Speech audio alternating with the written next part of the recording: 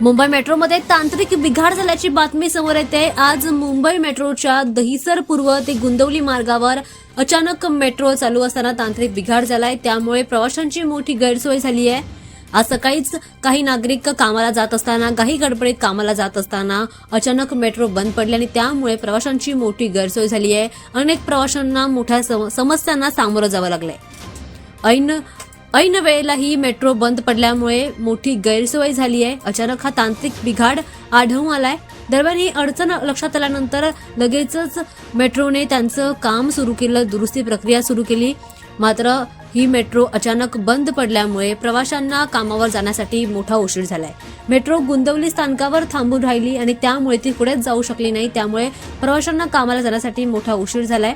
दरम्यान प्रवास सुरू असताना थांबलेल्या गाडीतून प्रवाशांना लगेच सुरक्षितपणे बाहेर काढण्याचं काम सुरू करण्यात आलं। स्थानकावर सुरक्षा कर्मचारी आणि तांत्रिक अधिकारी देखील तैनात करण्यात आले।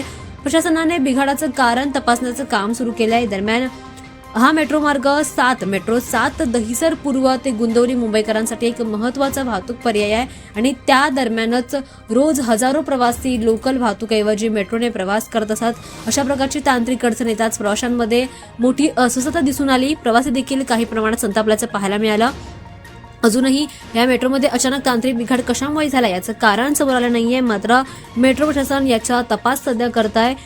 यानंतर ही सेवा लगेचच पूर्ववत देखील करण्यात आली आणि त्यानंतर प्रवाशांचा प्रवास पुन्हा एकदा सुरू झाला। मात्र काहींना प्रवास करताना उशीर झाला, कामावर पोहोचण्यासाठी उशीर झाला, त्यामुळे काहींनी यावर संताप व्यक्त केलाय आणि प्रवाशांची सकाळीच मोठी गैरसोय झाल्याचं पाहायला मिळालं।